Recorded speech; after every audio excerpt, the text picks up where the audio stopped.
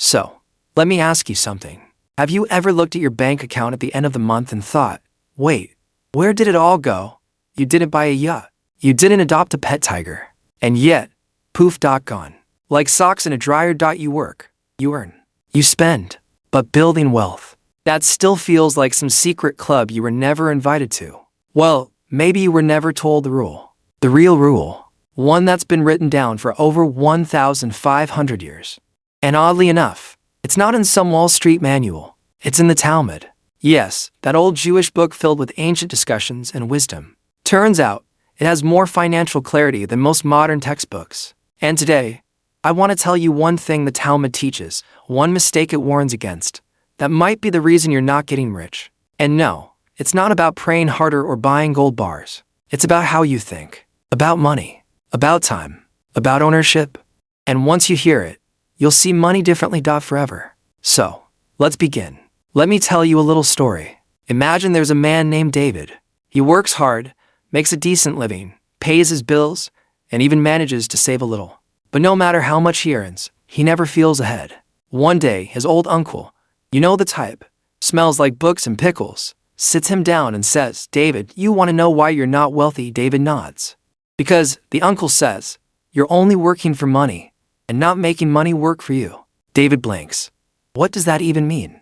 The uncle smiles and says, you're making the Talmudic mistake. Now, David is confused. He didn't even know there was a Talmudic mistake. So the uncle explains. You see, the Talmud specifically in Tractate Kiddushin says something strange.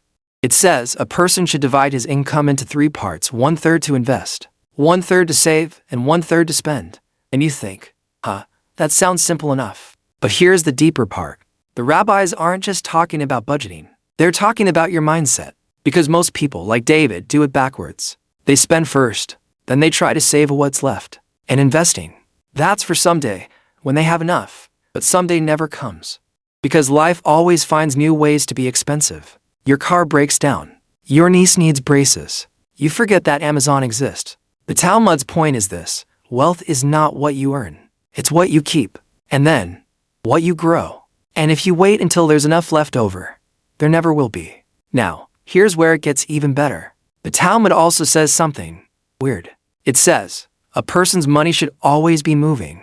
Strange, right? Because we're told to save, to protect, to hold on tight. But the rabbis are saying, yes, save, but not like a dragon sitting on gold. Save like a farmer planting seeds. Why? Because money that just sits, dies. Inflation eats it.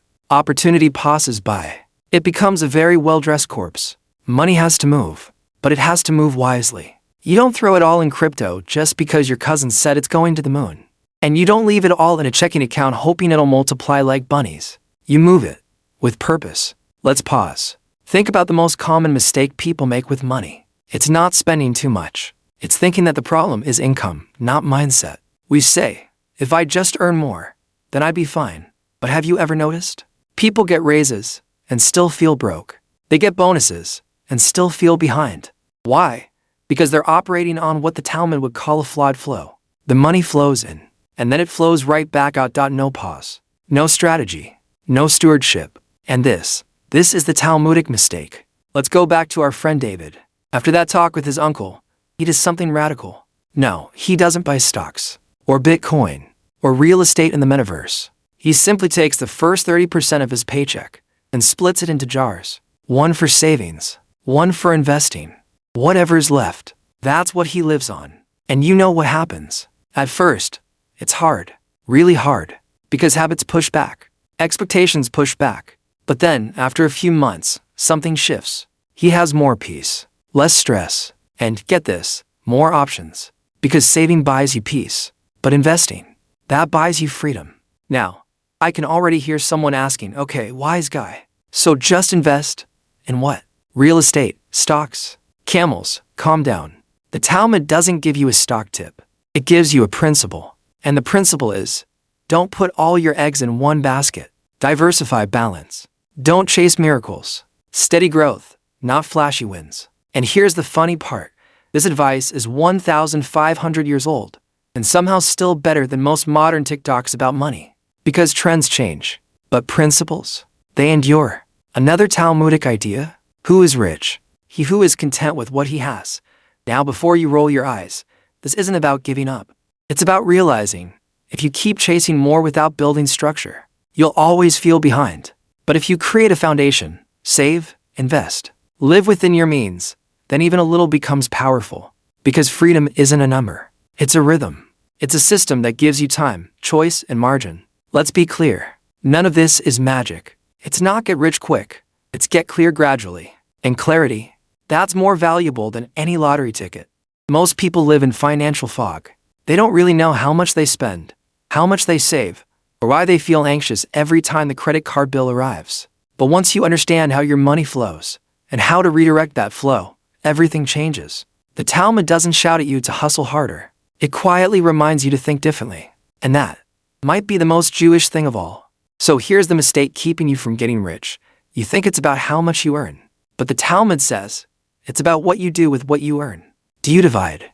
Do you invest? Do you make your money work, even while you rest? Or are you doing the modern version of putting coins in a pocket with holes? You decide.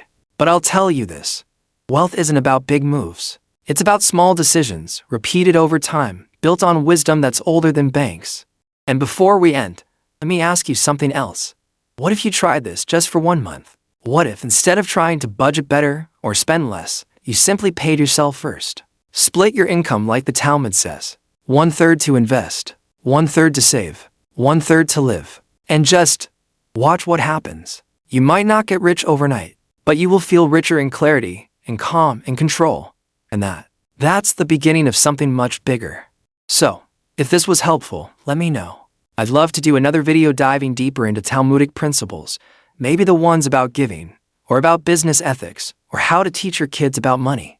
Because the Talmud has a lot more to say. And who knows, maybe the ancient rabbis were better financial coaches than most influencers today. You just have to listen. And sometimes, you just need someone to explain it like an old uncle over a plate of kugel. Thanks for watching. See you next time.